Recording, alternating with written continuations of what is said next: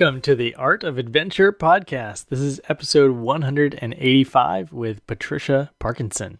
The Art of Adventure is the podcast that helps you travel the world, run your business, and embark on an epic quest.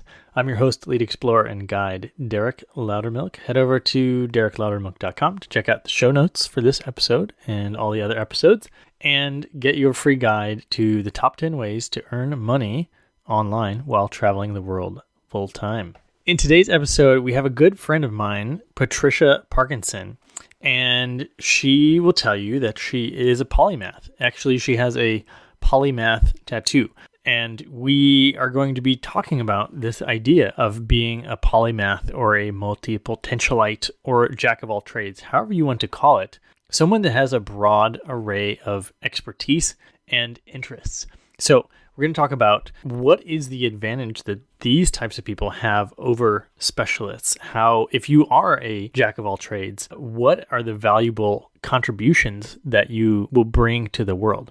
So we're talking about the changing economy and how it's actually a better time than ever to be a Renaissance person. We'll talk about language and branding and storytelling. If you want to think of this model, the octopus model, where you are the central brand, but each of your different projects are arms of the octopus. So she tells us how we can approach branding ourselves if we are jacks of all trades, and how we use storytelling in different mediums.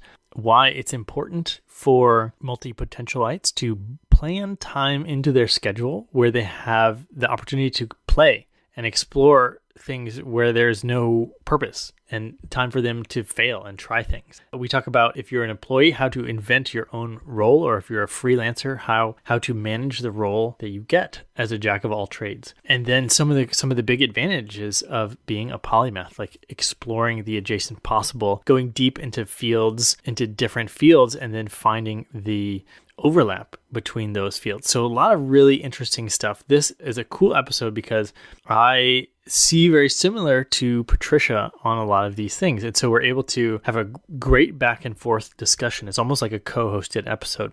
So I think you're really going to enjoy this wide-ranging discussion. So without further ado, here is Patricia Parkinson.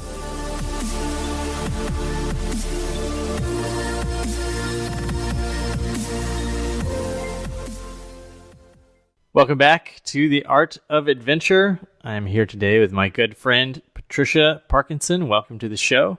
Thanks for having me, Derek. Yeah, and it's really funny because we just saw each other in Budapest, but we didn't really hang out outside of the fact that you came to our house a couple of times. So I never did hear how your stay and your filming went here in Budapest. It was a really quick in and out trip of Budapest. It was my first time there, and I don't think 2 days was enough. So I didn't get to see too much of the city and didn't get as much work in as I had hoped. But still glad I got a snippet of you. And now it's just Budapest has stayed at the top of my list of places I need to go back to. Yeah, it's we'll be here for 2 months in total, and maybe 2 months is not enough. I don't know. Maybe it's too much. Who knows? But yeah, once you start really getting to know a place, and then you're like, oh, I could actually see myself living here forever. Mm-hmm. So, but now where are you? So I'm in Sofia. Yeah, my gauge, like you were saying, around time is like somewhere between 1 and 3 months. So I'm spending a month in Sofia, which is like the smallest amount I'm super comfortable with in one place. Okay. And so for the listener, well, we met a couple of years ago at Ubud. I think it was probably the first place we met in Bali. Yeah. And had some of the same circles there, and sort of have kept an eye on what each other are up to online. So Patricia, I call her Trish. I don't know. I'm not sure why. I'm not Australian. So Patricia is a polymath, and she actually has a polymath tattoo on her forearm, which is super interesting. And she is the author of an upcoming book about the future of polymaths, and we'll talk exactly about what is a polymath. And she's an entrepreneur mentor, so helping entrepreneurs that are also polymaths or generalists with their business. And so it's a really fascinating topic for me because I consider myself to be a jack of all trades. I heard that term when I was a kid, And I said, that's what I want to be when I grew up. So I've known it all along that that's something I was striving towards. But first, did I leave anything out? Is there anything else important we should know about you? You're also a nomad like me. Yeah, no, I think you've covered it off really well. Yeah, and we have known each other for about 2 years now, and I feel like this conversation's been brewing for a long time. But the last thing you just said, I've never heard from anyone before. Jack of all trades has such like a negative connotation with it. The fact that like you were so enthused by it and is what you were aiming for, I find really unique and amazing. It's the first time I've heard that. I don't know why. I think because I really admired my grandfather, my mom's mom, and she described him as a jack of all trades. He was an inventor and a lawyer and a woodworker, and built his own home and built toys for me and all kinds of really cool things. And so she described, and I think he was a game designer maybe as well. She described him as a jack of all trades, and he died when I was 5 or 6, and I just loved going and watching him work in his workshop. And so I was like, if he's that cool and he's a jack of all trades, then that's what I want to be, without really probably knowing what it meant. Yeah, but it's still really, really powerful that you had that terminology to anchor on to. I think of my experience kind of in the same way, where my grandmother was a nurse, a chef. She had a costume company out of her basement. She wrote letters that were published. She painted. And I didn't have a term to associate with it, but really admired the diversity of things that she could be really good at. Yeah. And so, I mean, obviously people naturally have lots of interests, and some of them become careers, or sometimes we do careers that are not our interests and everything else is our interests. Let's start with the question of what is a polymath or a jack of all trades or even a generalist. Let's nail down what we're talking about here when we talk about polymaths. Okay, so yeah, I'm gonna walk through the landscape as I see it. And this is pulling together bits and pieces from lots of different people talking on the subject. But I've come to look at specialism and generalism like a spectrum. So it's not like you are or you are not. You just place different places on that spectrum. And if you put on one end someone who specializes very deeply in one thing, and people that specialize in more than one thing deeply, and put it together on a line, and you bend it around, it kind of equals a circle. So the first is understanding there's that spectrum of generalism versus specialism. And polymaths are on the side of having deep specialism in more than one area. So they're kind of the bridge between specialists and generalists. Okay, and there's a lot of terminology. Could polymaths also, like a Renaissance person, like are these interchangeable names for the same? Yeah, they're all interchangeable. Like there's scanner, multi-potentialite, jack of all trades, Renaissance man, dilettante. Some of them are really empowering, some not so much so. And I think some of them can be applied to generalists as a whole, and some of them are more specific to polymaths. And I think Renaissance man is the perfect example of something a little bit more leaning towards the polymath side of things. Where does the term polymath come from? Yeah, so polymath means of multiple learnings. Okay.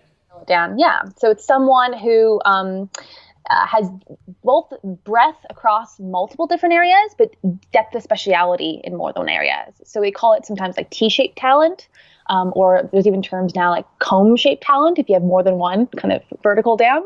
Yes. Oh, that's a great. I was actually just thinking about that. The investor Warren Buffett popped into my mind, and he's made his fortune investing, but my understanding is that he has these frameworks of thinking where he will go actually quite deep on tangential or sort of like adjacently related topics to investing. Yeah. So he's and I think the term is expert generalist. So he's expert at, a dozen different topics that support his ability to be a good investor. Yeah. Yeah, this is something common we come across where the more that generalists are able to bridge across to like related discipline areas, the more they're able to cross-pollinate ideas across and have context in their thinking. It's kind of the superpower to make those previously unconnected patterns all more obvious. Okay, so what would be an example of like bridging disciplines like that? Okay, let's think of. I'm just trying to think in this way. User experience design. Okay. So that's a very specific field that's very human-centric, but it also keeps in mind the technology landscape and digital convention and literacy. It takes into account aesthetic application, the resource considerations, and what actually can be built. There's all these different frames of thinking that are going into recommendations and analysis when it comes to user experience design. Gotcha. So that benefits from simply having access to all those different fields in your... Yeah. So how I came across it, I really love this story, was in high school, I got really lucky and got a journalism co-op placement for my last year of high school that I ended up focusing on full time. And it was as a reporter in the news station in our local town. But as part of the co-op, I got to play a role in every single behind the scenes discipline. So on one day, I was out in the field shooting camera, or I was in the production studio mixing audio, or I was actually writing scripts or presenting them on air. And it gave me this like profound appreciation and understanding of who I was working with and what they were doing. And it made me better at my job, keeping those considerations in mind. Like I didn't need to be as good as them in those areas, but have a more intimate understanding of how I affected them and they affected my work. Yeah, I've heard of some companies that mandate, all employees are salespeople and all employees like participate in different departments before they settle in their final roles. Interesting. There's also a theory that's out at the moment around chief level status within an organization and how the best CTOs, COOs, etc., are these expert generalists who are understanding the different silos that they can connect together within the organization. Okay, so cool. So we can talk about how that might be. So in general, do we see a lot more CEOs who are generalists than specialists? Yeah, I think at this point, this is what the movement's going towards. And even more so, there's a connection between the expert generalism approach to work and life and entrepreneurship. And you're looking at people being hired for these chief level roles who had previous entrepreneurial experience. Cool. Okay. Well, that bodes well for a lot of listeners of the show who are already entrepreneurial or headed in that direction. The question is so you experience going to learn all these different parts of this broadcast company. But how did you at that point identify yourself as a polymath? You're like, oh, this is cool. Now I'm a polymath, or how did you arrive there? That would have been a lot easier than the path I took. So I ended up organically jumping across a couple different disciplines for what I thought at the time was circumstantial reasons, and took me about a decade to both find a term for it and then have this wave of self-acceptance and understanding around, okay, I don't need to narrow down and specialize in one thing. It's not going to hinder my career. It actually is a really unique ability and talent and gives me a leg up in my future, career. And I kind of jump between journalism to creative direction, and creative direction in itself works within a lot of different disciplines. And then I started building my skills in kind of T-shaped areas around user experience design or branding or business strategy. And I think by function of like the opportunities I took on, I got to a point where I didn't want to compromise in all the things I was doing. I just needed a better way of communicating that to other people and having confidence that my approach was benefiting me. And it's when I came across the concept of polymaths that it first started to really empower me, but then also realizing that the sentiment that I was coming across, I didn't agree with. It's very narrowing and elitist, and pretty much every article you can Google about it right now is around how polymaths are endangered or no longer valued. And I found it kind of be my mission to, they say you teach what you need to learn. And I found it quite empowering and then decided to start spreading that message around. Aha, you teach what you need to learn. I like that.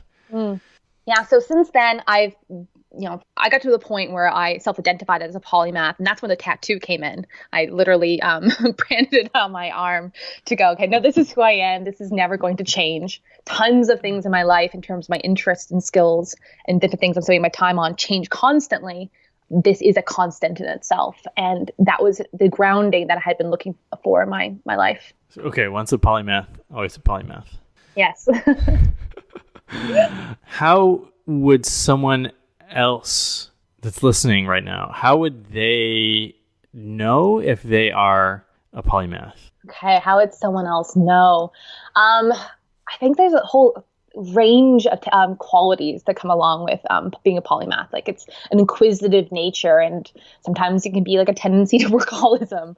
So it's having this abundance of energy. Like there's more than enough energy there, but sometimes there's not enough focus. We can split our interest and enthusiasm across lots of different things. We tend to approach life in an unconventional nature and challenge the status quo and authority around us. We tend to be translators between different people, or maybe it's social groups at a practical level, but also professionally. It could be different teams. We're people that are border crossers. We feel we're torn in multiple different directions and are having, we're seeking to be able to continue doing those things without having to compromise too much on them. And we tend to not like pigeonholing. So it's people that say, oh, this term doesn't encapsulate everything that I do. That's when you start looking at the generalism spectrum and where potentially you fall in that. But otherwise, I think that polymath specifically had this amazing ability to synthesize really complex information into simple concepts and then communicate that in ways that bring people together to elaborate on that idea or that concept. That's where it comes in as being like orchestra conductors, so to speak. So if any of those qualities sounds like someone, most likely they're on the generalism spectrum or perhaps a polymath in itself. And then there's really key challenges that we all experience from being a polymath. And usually it's around feeling like a pull and focus and a lack of clarity around what we do, and having issues with like follow through and our effectiveness at doing multiple things, and the way that we communicate and articulate the different things we do to other people. So all those awesome benefits kind of get counterbalanced by the challenges that come from that disposition. Yeah, as you're talking right now, I'm like, oh my gosh, there's so many things that I start but don't finish. I don't finish everything. So yeah, how do we, I don't know, rein in the sometimes lack of focus, or split enthusiasm? I wake up today, I have 10 things that I want to do, but I can only have time for one. How do you choose? Yeah. What's your process? So that's kind of what I'm focusing on in writing the book at the moment. And with my background activities is trying to come up with a framework to do just that. And I've kind of narrowed it down to two major things in my research. And the first is, I had an old mentor that used to say this to me all the time, and it really drilled home. He's like, Trish, you're a burning sun. You have so much energy, but if I could focus you to be a laser beam, like you'd be unstoppable. And I use that analogy a lot of being the burning sun and moving towards being like a laser-like focus. And it doesn't mean like we're putting in any less energy, you have to do less things. It's just around being more intentional and about how we pursue our interests and different things that we want to do. And that kind of ties in with an approach, which for me comes down to sequential versus simultaneous goal setting. So for example, if we want to do multiple different things, how can we take one action that addresses multiple of them?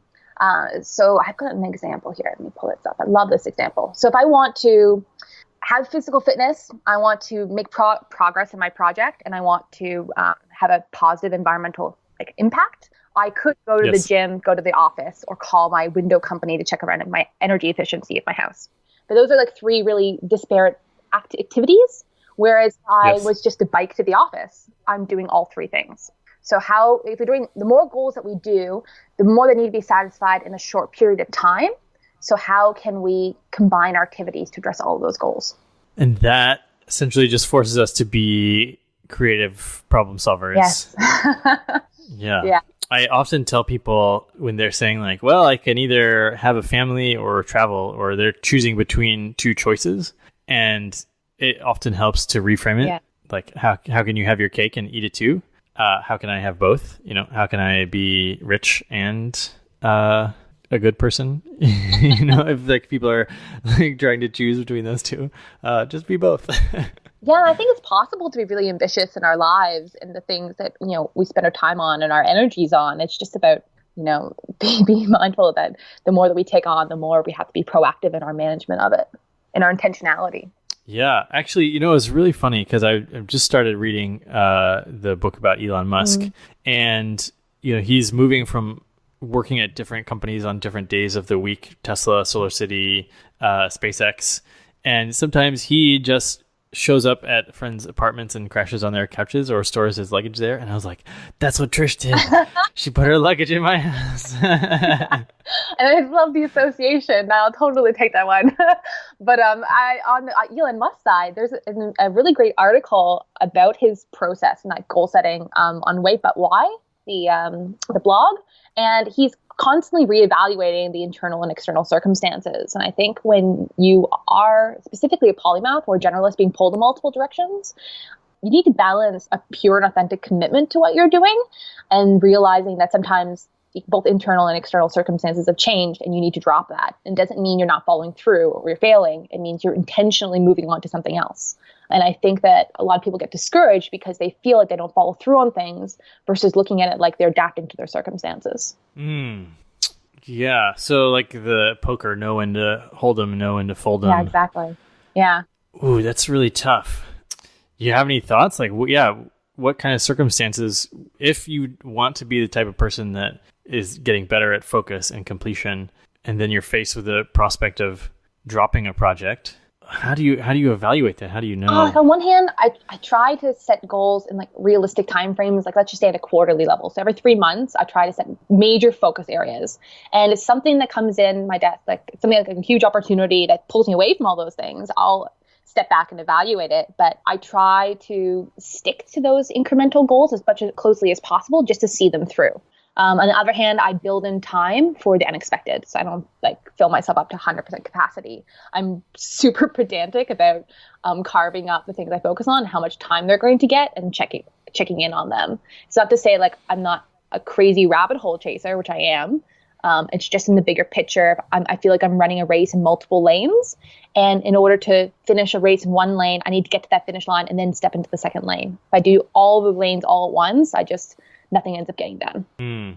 Interesting. Do you have, we've talked about Elon Musk, and obviously people like Da Vinci are examples of Renaissance men, Renaissance people. Do you have some examples or people that you really look up to, or you've modeled some of the ways that you work after? Yeah, one of the challenges I've been coming across with both choosing to use the word polymath and looking for role models is usually polymath has been used in the context of like Einstein and Da Vinci. And those role models are really unrealistic to like, it's like, you're not going to pick the most like, extreme example on a pedestal. I like the idea of picking ordinary people that have good qualities about them. So like the personal ones that I gravitate towards are creatives. Like there is a singer of a band I'm a huge fan of. Her name is Karen O. She's a singer of the IES, and she writes the songs and she composes and she sings, and then she directs like space opera, like live theater, and contributes to the artwork on the album. And I understand that all those disciplines are fairly close together. It's not like a polymath who has expertise in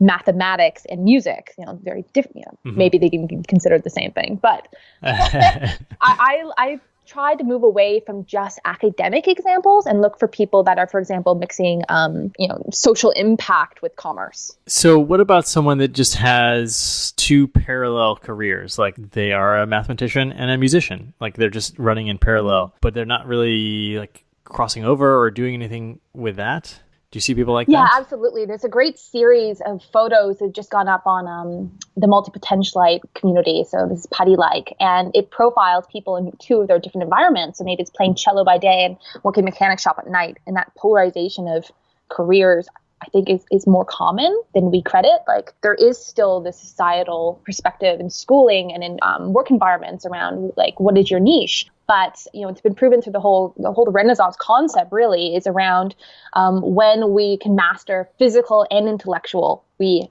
overall improve our ability to learn new things. So I think that human beings, like anybody you talk to, is naturally going to excel at something other than their career. They just might not talk about it as much. So yes, there are people that are doing two different careers, but there's also people that do something on their free time that's very different to what they do for their career. Yeah. So I had this idea come to mind, and I think it's similar maybe to what we're talking about. So I have a mentor, Rick Hansen. He was a guest on this show, and we were in a conversation. And he said, "What can you be the best in the world at?"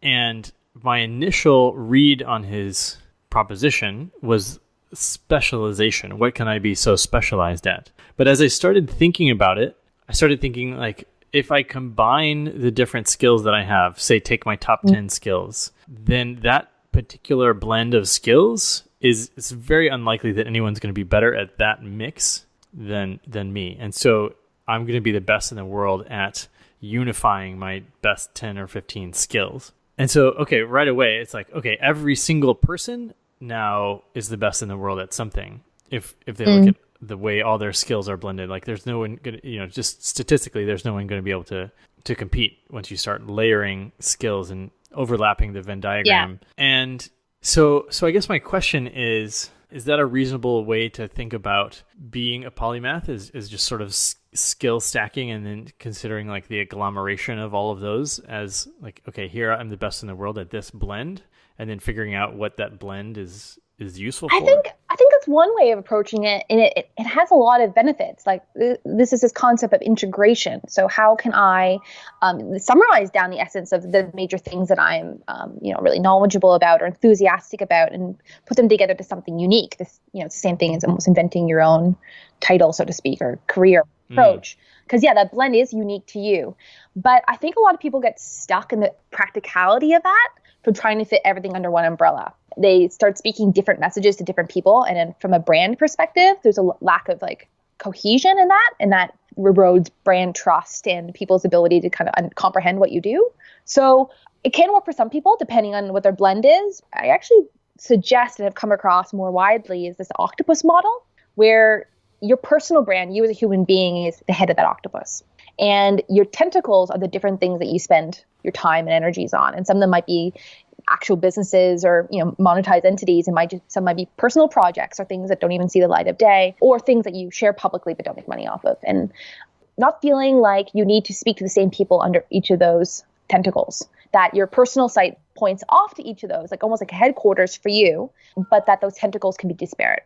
You don't need to feel like everything needs to come to be, for example, the best at that one particular thing blending together. And so the practical application of this is multiple websites with different messaging for each project, for each tentacle of what you're working on? Yeah. So for example, someone might personally be into mixing music, and creating mixes themselves and do electronic music, and then separately do development on the side. Those are very different audiences. So it's not like they are going to potentially look for ways to blend those together, but they're able to manage in their life such a way that some of their time goes towards one activity and some towards the other. The best way to go about doing this is like if you have one shared market that you have multiple things you offer. So if someone wants to pursue one interest that they have and a separate one in terms of how they spend their time, but they don't want to market to two different complete audiences because that's double the amount of work, they choose it in such a way that their research on their audience and the problems that are being solved is very similar. So like one of the ways I do that, I work in branding consulting with location-dependent businesses and offer that as a strategy. But separately to that, I also offer products like laptop stands, for example. It's the same audience. My understanding is the same, but the offering is completely different. And that's how I'm able to better manage my split of that time. Okay. Let me tell you how, and I'm not a branding expert really. The way that I am thinking about my own businesses. So there's this podcast that we're on, The Art of Adventure. Okay. And there is the book that I'm writing, Superconductors, about the future of work, which, this is great because we have overlap in this area. Yep. And then Adventure Quest, retreats for digital nomad entrepreneurs and coaches who are location independent. Mm-hmm. And then, now I'm trying to think. Oh, and then the coaching that I do, helping people start businesses that they can travel with. And so I see this as like multiple different pillars of the same brand, because someone could be a customer of all of those things, or just one, or like people that read the book could become new listeners of the podcast, or vice versa. Yeah, and I think is that a similar approach to the octopus? It is. Like let me ask you a couple questions. So your audience for Art of Adventure, Superconductors, Adventure Quest, and coaching, is that exactly the same, or are they different segments that some apply to and some don't? I think the audience for the podcast is broader than, for example, people that hire me for coaching. Those are people that are actively pursuing businesses. Yeah. But some people that listen to The Art of Adventure would really be interested in the travel aspect or the adventure lifestyle, and maybe they're set. Maybe they already have a business. So what that clarifies for me is then you have to look at the next level of, are any of those entities ever going to become significantly larger than the rest, especially if it's almost like a sub-brand. So if Art Adventure is your primary brand, could Superconductors kind of be your tentpole? And if so, would you want to separate that from Art of Adventure? Like cross-promote it for sure, but have it as a separate entity so you have more freedom one direction to take that. That's one thing you could consider. The other thing is if Adventure Quest becomes something that not always in the future will always have to do with you, like yes, you still might lead it, but you might have a team behind you, or you might partner with another organization and sell it in the future, then that's when you're going to want to segment it out, because nesting it under your primary brand creates like a distinct association. So it's forecasting ahead a little bit which direction you want each of those tentacles to go in. And how, the idea of the sort of the personal brand behind the businesses, like the celebrity brand, you know, for example, their website is myname.com, derekloudermilk.com. Mm-hmm. And the Instagram is my name. And so it's really like who I am driving the business. And so, when should those be separated? Okay. Like Adventure Quest, if it, obviously, someone could run an Adventure Quest without me and it would still be great. A perfect example for that. So I'm sure a lot of your listeners know that you also have like a biology background and you do cycling. That's right? Okay, yeah, cool. Yeah. So if personally you wanted to promote your cycling activities, whether it be like a blog or something more competitive and professional in terms of sponsorship, or if in biology sense you're still doing active research or looking for opportunities, that's where your personal brand comes in. You're going to want to segment the biology, the cycling, and the adventure into different. Those are the tentacles off the octopus. Whereas you wouldn't necessarily include biology, cycling in under the Art of Adventure. Like there is relation in it because you're involved in all of them, but if you were looking at academic funding, for example, for biology, that's a very different set of language and materials you would put across than your Art Adventure materials. Okay.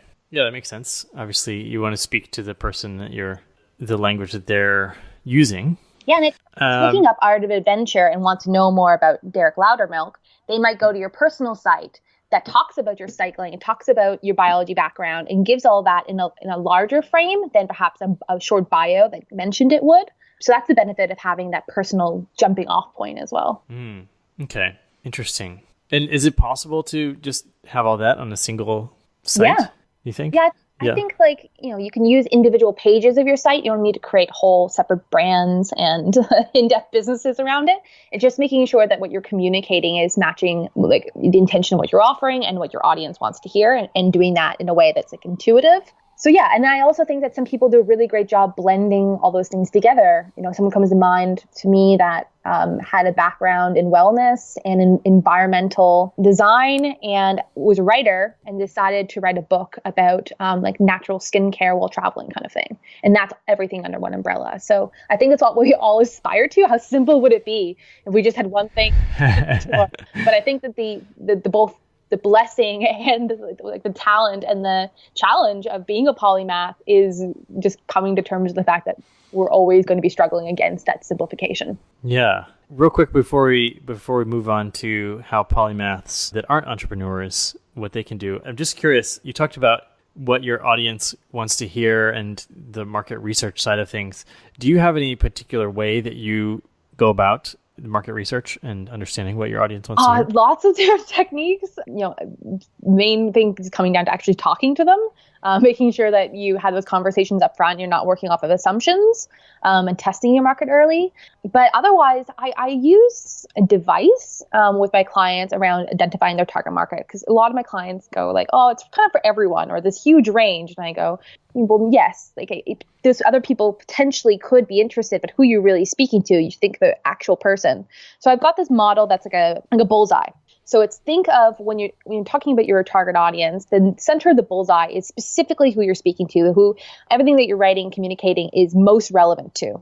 And then the second band outside of that are people that still is relevant too, but some things aren't necessarily as relevant. And it's great if you scoop them up in your outreach, but it's not necessarily like you're speaking to them directly. And then the third band is on the fringe. Some people that are maybe totally off base on your target market, but then some things resonate with them. So thinking of things in that circular model, I think helps people feel like they're not compromising on the breadth of who they want to target, but they still have the clarity to be able to speak to one very clear audience. Yeah, I like that. That's good. Okay, cool. So we mentioned CEOs are often generalists or polymaths. And obviously we were talking about my own business project as an entrepreneur. What other options are roles or well suited to polymaths? So I think it's important to get a little bit of the context of like how the economy is changing in this way and what kind of talent is needed / no longer needed. So at this point, we're in the tail end of the information age. We have, most of our information online is monetized, not by us, by the platforms that we give it away to free to. And as we move towards automation and the benefits of all the technology we've accumulated and developed, we move into what they call the conceptual age, which has a large portion of it that is going to be the creative class. So by 2020, we're looking at 40% of the working population being of the creative class, and then 75% by 2030. And the creative class are what is not going to be replaced by this wave of automation. And I call it commodification of specialization, because there's going to be an abundance of micro specialists in the market. And these people, the creative class, are like problem solvers. Call them the boundary crossers. They're the conductors. These are people that are able to pull things from different places and mix them together to solve new challenges. So in terms of the workforce, what we're going to be looking at is people who are able to invent their own role. This comes back to like the Venn diagrams you were talking about, and just synthesizing what your real value is and what your qualities about yourself, and being hired as an individual, not for necessarily the role that you're going to fill, because the organization accepts that your role will change. And you'll pivot many different times. And if the organization wants to keep you on board, the challenges that they offer you are going to have to change along with it. And then you're also looking at micro freelance economy. And this relates a lot to what we're seeing in like location dependence, where on one day I could be doing social strategy and the next day I could be painting a picture and selling it. Like we can divide up our time to very diverse activities and make micro portions of income to support ourselves. Interesting. Okay, so creative class 75% by 2030. Yeah. And so what jobs are going away, sort of the information age jobs? How is this change actually coming about? Is it outsourcing? Is it software that automates processes? Like what's actually happening? It's partly cheap labor. It's abundance of knowledge and information. The market getting saturated with people that can know a lot about a lot, but it's also around the new pieces of tool that are popping up to enable this. So as we move away from jobs like, for example, developers, we're always going to need developers, but now they need to know multiple different languages. And we have software that are able to bridge those gaps for us. I used to be a graphic designer, and the skill set that I had previously that took years of experience and training to know, now with certain software, anyone can be a designer for themselves because they're given boundaries and tools that enable that. So we're looking at people now that organize other people, who are summarizing information, or who are writing instructions, so to speak, or people that are in kind of the higher tiers, like inventing new ideas. So we're moving away from things that I like to say like almost can be formulated to things that are difficult to almost comprehend and explain and are constantly shifting.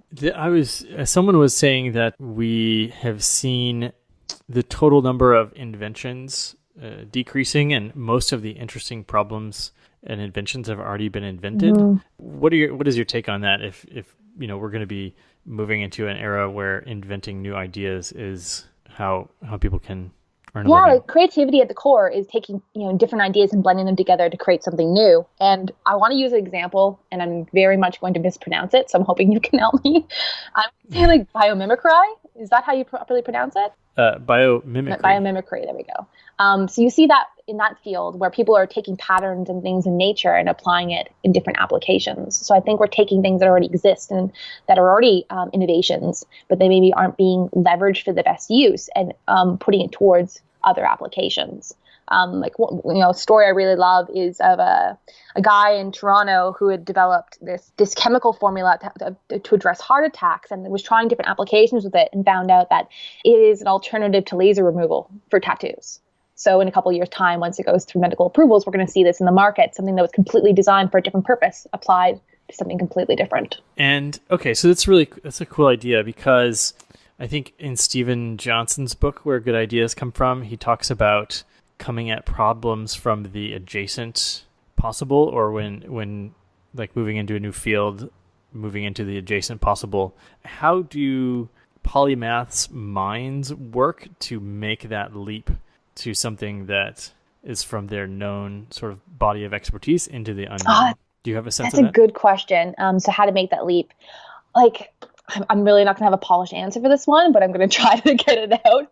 I think it's like a whole bunch of different ingredients that are needed. The first is like what a lot of generalists have in common is autodidactism, like the ability to teach yourself something. And I feel like that's like one of the ingredients that goes into making that leap, is to be able to teach yourself, experiment on the fly, know when to include others, like be autonomous. And then it's also the confidence factor, that once we have confidence that we can learn new things, and it's okay to push these boundaries, that's what opens the gates to polymathic activity. And then on the other hand, I think it's the communication, like being able to understand what's being communicated from someone from a completely different perspective, and trying to see through their perspective and synthesize information together. Most likely you're not coming up with the idea in isolation, but you're coming to that innovation through collaboration with other people. Yeah, that makes sense. There's a thought that's sticking around in my head. I'm trying to grab onto it. I think about the language learning side of things, and how, for example, if you learn Spanish and then all of a sudden French and Portuguese and Italian are more accessible, and you have created sort of neural pathways along one line of inquiry, for example, and then it's easier to like add on neural pathways that sort of co-opt existing things, which I think is why it's really helpful to be sort of like broadly read. Yeah. Because then if a new piece of information comes in, then you can like slot it into your database, I guess, of things that you know already. You're making a good point around like the database side of things. Like that's something I haven't mentioned, which is the importance of having both a mental construct or something physical to capture the information you're learning and make sense of it. You know, it's all well and good if we chase these rabbit holes and pursue interests in lots of different ways, but we're accumulating valuable knowledge, wisdom, and like experience. And a lot of that comes from, you know, the connections that we build in our brains, but also from the way that we re-reference that information. Do you have a physical construct that you organize, keep information? Yeah, I've got probably too many. I have a problem with creating too many systems for myself. I definitely use like Evernote, and I use a physical construct of like a commonplace book, which is like an established term that someone can look up. And I have a couple of different methods of compiling things in my commonplace book, and then I reference back to it often to either look at it with a different perspective, or when I'm looking for inspiration, it's kind of like, here's the accumulation of the things I've come across that I think will have value to me in a timeless way. Yeah. So for the listener, a commonplace book was used by people like Edison and Darwin to, you know, write quotes, do sketches, propose theories. And I think that it took Darwin 10 years or so to fully formulate the theory of evolution. And he kept pulling back from his commonplace books to add on to the theory as he sort of fine-tuned it. It's like an artistic creation of an external brain. Yeah. is my understanding. You know, and also like if you're writing in the margins of your books and then like recopying them into your dialogue with the authors of books, and you're copying them into your commonplace book, the physical act of transferring that information helps you learn it better. Retain it, absolutely. Yeah, that's like totally an established thing, and it works. And in the research leading up to like this interview, one of the things I'd come across in my commonplace book, and again, I'm going to butcher the name of this, but it's like nucleus baseless. I don't know if I'm saying it right. It's an area of the forebrain. So what I had written down in not a person. what I'd written down in my commonplace book was that it's a neurotransmitter that regulates the rate that you build new connections between brain cells, and how we form memories and how strongly we retain them comes to play how much of this chemical exists, this neurotransmitter. And once we stop taxing this area of our brain, it actually dries up. So in older people, it's not functional at all. There's no resonance of that neurotransmitter. Whereas with some older people, it's completely active in the same amount that it was with a child. And that comes from the practice of not only learning new things, but doing it in a way that's incredibly challenging and taxing to you. The more that we try to learn and expand our horizons, the more we build our ability to actually understand and retain that information. So now we're getting into the realm of deliberate practice, and the athletes understand this maybe the best.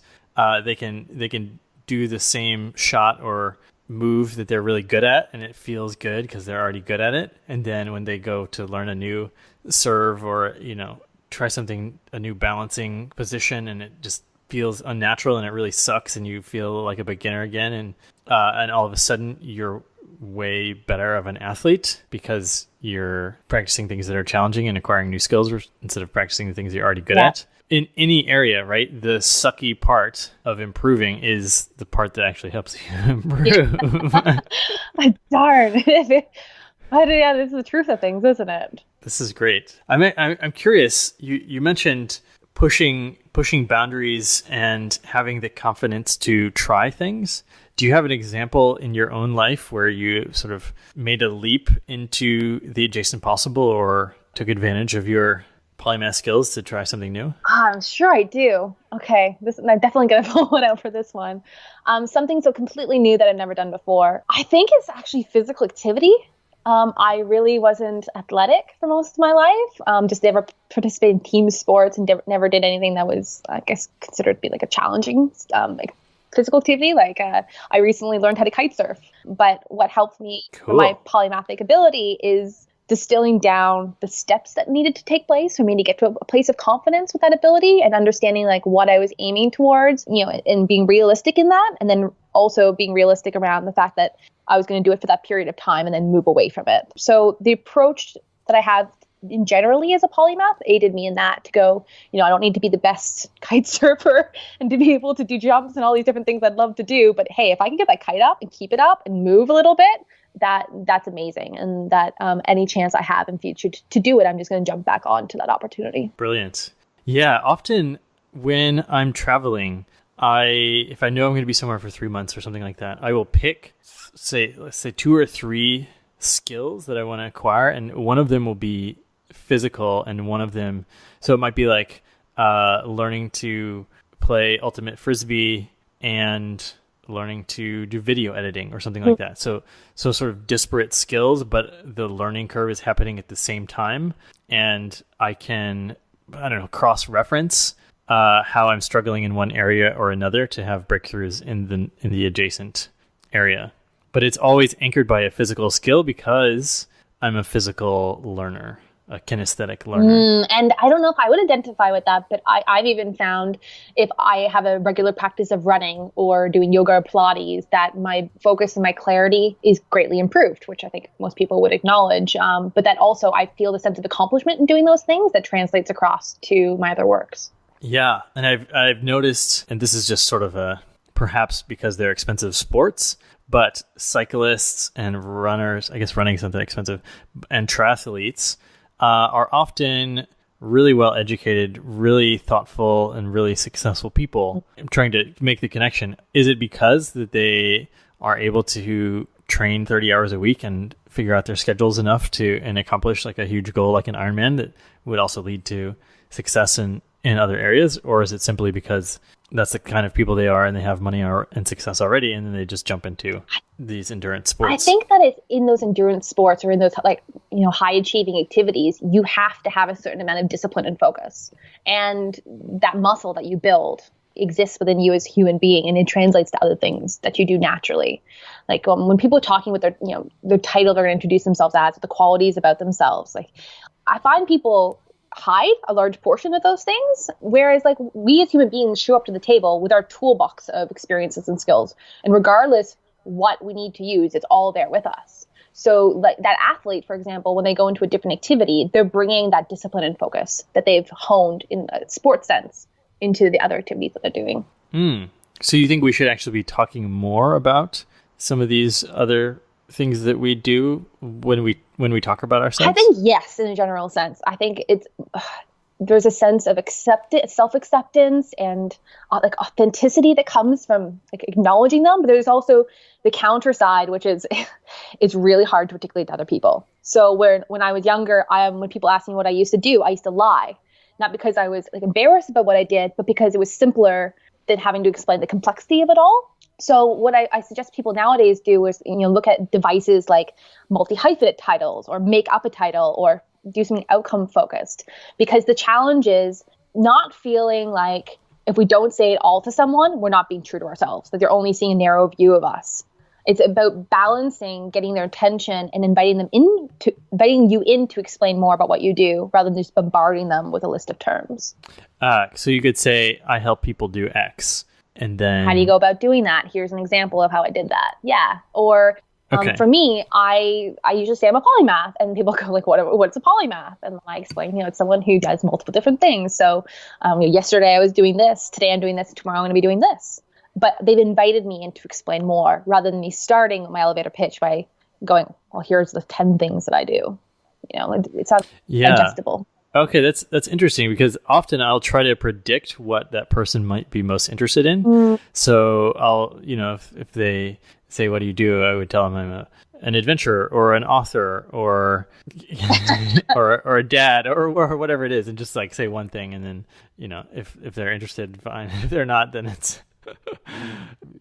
then who knows? It can be really useful, like just to the point of like flow for a conversation. But yeah, there might be times when you say, I'm a dad, and then not anything else, and may feel like there's a whole big part of you that person's not aware of, and that's limiting your ability to connect with them. It's about finding balance between really showing who you are, and I think that comes down to just being confident that doing many things is okay, and that if we're confident with that, we don't need to tell everyone else to be okay with it ourselves. Yeah. Where do you think that confidence comes from? Where did it come from for you?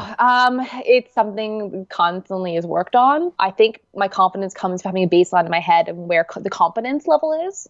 Like, for example, when I explain the different things I do, I'm very careful to call myself a dangerous web developer. And then people ask me what that means, and it's I'm a front-end developer, and I've been coding since I was 10, but I'm not formally trained, so it's not like I would sell myself as independently hireable, for example. But it's not to say I don't get my hands dirty with code. So I gain confidence from having awareness and okayness with where my skill level is at in all those different areas. I don't need to present myself as an expert in everything, but also to understand that. And I love this analogy, like building a door. I don't need to build the best door in the world and spend all my time on that, because maybe building the door takes me to 80 or 90%, and that last 10% takes 10 times more time because it's so specialized and refined. I would have rather used the extra 10 to 20% of effort to learn how to build the rest of the house. So it's going, my 80% is good enough, even in an expert level. It's going that usually that extra 10 to 20% isn't worth it unless you are becoming like a dedicated specialist. Yeah. And that takes us back to the Pareto principle, the 80-20 rule. And earlier you were talking about when you were learning kite surfing, is that what you said? Yeah. Distilling down the steps of learning, and then probably learning the ones that are most useful, like how to hold a kite and stuff like that. I've never done kite surfing, so I can't really talk knowledgeably about that. But I'm curious a little bit more about your approach to learning, because if one of the superpowers is the ability to be an autodidact and teach yourself something, besides breaking it down into steps, what's your approach to learning? I think it's really important to know when to learn something and when to unlearn something. Like they're really counterbalanced. So there's times when I'm spending my effort learning something new and making a conscious decision that it replaces or it supersedes something else I'd known previously. And I'm not going to put a lot of weight to that thing I knew before. I'm probably going to avoid it as a research area or something I would spend my time on. So one of the things I've decided to unlearn, for example, is graphic design. I had an early career in it, did really well, and I retain a lot of that taste and that those practical skills. But I know I need to put a lot of time and effort into it to achieve any more than I already have. So I won't spend a lot of my upskilling time in that area, Gotcha. for example. It's really looking at each of these rabbit holes we can go down on its current relevancy, but then also weighing that against like its pure intrigue factor. Like one of the things in my life that I'm really interested in is transmedia storytelling. So it's narratives that span multiple formats. And films do this really well with like, break off websites that look official for the film or fan communities or games. And that's something I spend a lot of my time researching into and learning about and writing about. But that's off intrigue factor, not because it's really relevant to anything I'm doing in business. Okay. And I feel like that's a beauty and a privilege of a polymath, is that you can go down a rabbit hole that's intriguing without needing a specific, end use in mind, and just like trusting that it will be useful, or it might not, but it's worth the repeating that process of following your interest in something. Yeah, it's coming back to a central belief that human nature is intrinsically polymathic. That our human nature has been set up for us to do many different things and to do them well. And when we become more mindful of these beliefs and conventions that have been put upon us in the education system and in our lives, and break down those constructs, like we realize this like unlimited capability that we have as human beings, and that following these different tangents are aiding us. That doing less does not equal more focus. And with lifespans increasing, I feel like everyone has more potential to be polymath, because there's now, let's say, okay, what if we live to 200? What if healthcare makes us live to 1,000? Then we have no choice but to all become polymaths, because then it would just be too boring and we wouldn't have that, whatever that neurotransmitter hormone.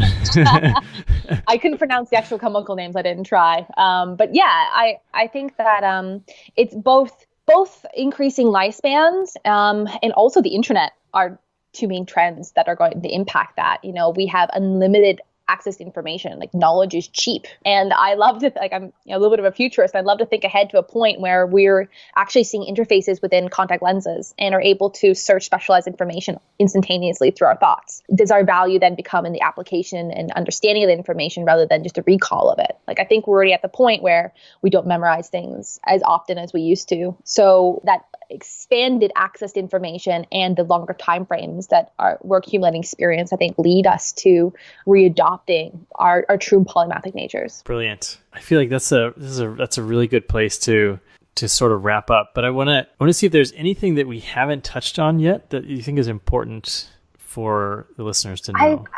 In my research, the things I've come across is, I started going in my book Practical. Am I writing a practical guide to, leveraging the benefits of this predisposition and overcoming the challenges? And I still think it's maybe a viable thing that I'll put out there in the world. But the greatest response I'm getting is around the acceptance factor. And this is what I'm finding polymaths are looking for, is to go, hey, there's others just like me. It is totally okay to have a generalized approach to life. And not only that, it's an incredible advantage that I can leverage, that resourcefulness and resilience, and that my pure curiosity and passion for different things. Yeah, and I think the main thing is just being aware of the stigma that comes along with jack of all trades and the push to specialize, and looking for communities and information that empower you to embrace the diversity of yourself, the multitudes within you. Yeah, good. Yeah, I wanted to bring up the theory of multiple intelligences. Howard Gardner's, I think he was University of Chicago psychologist. Anyway, the elementary school that I attended based its lessons on the theory of multiple intelligences. And it's that everyone learns in a blend of 8 different ways, including kinesthetic, musical, interpersonal, spatial, sort of linguistic. And so we all have these blends of different ways that we're learning, which seem to flow perfectly into different ways of, sort of like having broad interests as well, like interests across all 8 learning styles. Yeah, I meant to bring that up earlier, but I totally forgot. No, I think, and people naturally pull from those different learning styles, and part of the learning approach with being a polymath is having styles, compose you and how to best leverage. Like for me, it's a pretty big moment realizing that I am equally a verbal and visual person, and I need to both visualize something out and talk about it before I really can wrap my head around it. Interesting. Yeah. And it's how, I experience this with my partner Heidi all the time, where we'll be out in Budapest in the city, and I'll say, okay, point to our house, like which direction is our house? And she'll, just pick randomly some direction and hope that she's right, and she's not thinking about, but I've like physically reconstructed the entire city and like retraced our steps.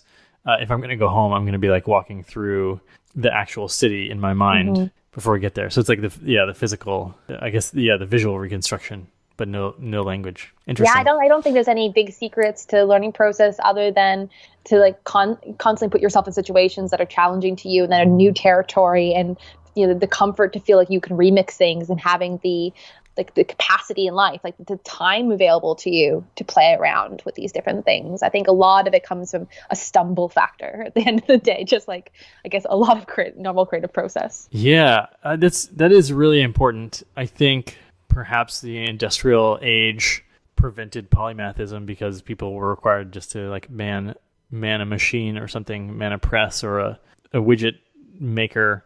And so they didn't have any time to acquire new skills and ideas to make those sort of translations or leaps between things. So yeah, obviously we live in a very, very privileged time to be able to do that. And I love looking back into the history of the industrial age and look at terminology like jack of all trades and where it originated. It was originally a very positive term. It was first used like to represent Shakespeare, and in full form, it was jack of all trades, master of none, better than being master of one.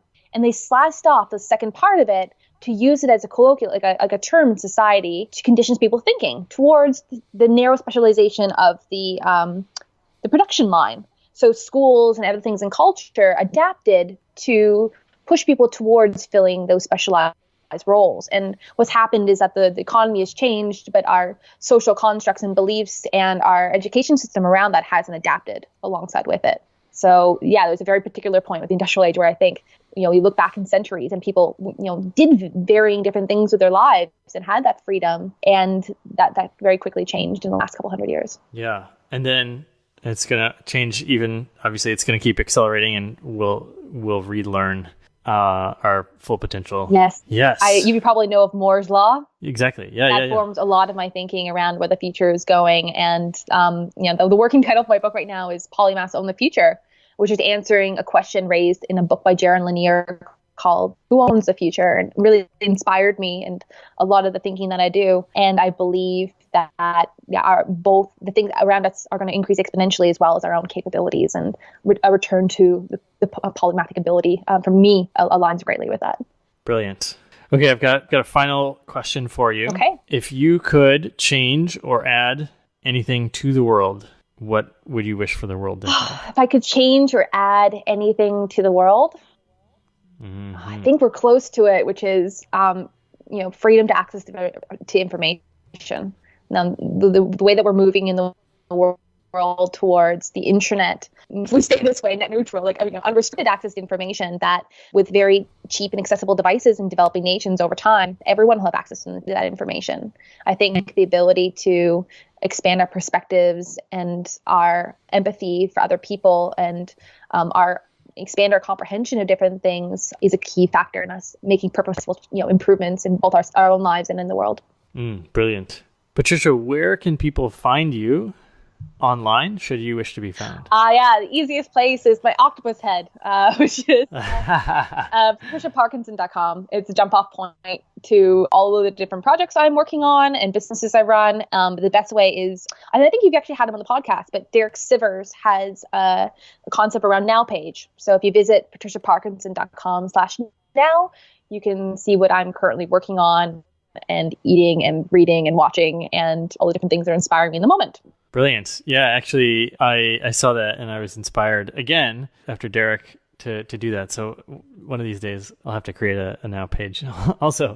Yeah. Patricia, thank you so much for coming on the show. It was really fun to explore with you. And we were treating this like we were going to be co-hosts, And for the listener, I was trying to reframe my thinking, because normally I'm just trying to draw the best interview from my guests, and this one we were approaching as co-host, and I think it went okay. We had some good discussions in there. Yeah, I think we covered some great stuff. Yeah. But I just want to acknowledge you, Patricia, for helping people like me and the polymaths out there feel accepted and feel excited about their future. And I think it's really important work that you're doing, and very intriguing. So keep going. Thank you so much. My pleasure. And that's the end of our show. I'll talk to you later. Thanks for having me. Bye-bye.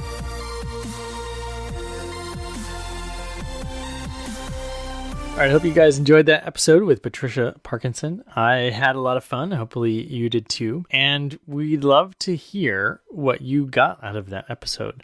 So feel free to connect with us on Instagram or on Facebook and send us a message or comment on one of our photos and let us know what you got out of the episode, what was useful for you. And if you are a jack of all trades, if you're a polymath, did this help you be more comfortable with your natural abilities? Hopefully it did. Okay, and I want to tell you guys to look forward later this week. On Friday, we'll be releasing the episode recapping Adventure Quest from this year, which we completed a couple weeks ago. It was so much fun. We had a blast working on our businesses together while rock climbing, while caving, hiking, all kinds of fun activities that we did. And we will be recapping how that event went and what some of the things we learned. And we're also putting together the next year's event. So we'll have events in Bali in March and April, and back in Missouri and Arkansas in October, again, likely September or October of 2018. So please check those events out on the Adventure Quest tab on DerekLaudermilk.com. And actually, if you're considering coming on one of the events, I'll have a way for you to reserve a spot coming up here real soon. But if you're considering it, I'd love to hop on the phone with you and ask you about exactly what you're hoping to get out of a business adventure retreat. Obviously, we work on the business and we have some adventures, but specifically, what are the things that you're dealing with in your business right now that would be really helpful for us to work through? So the upcoming one in Bali is going to be climbing volcanoes, probably doing some canyoning, surfing. The schedule isn't fixed yet, but it's going to be very exciting. So stay tuned for more information about that. And that's all for today's episode. Now it's your turn to go out there and be adventurous.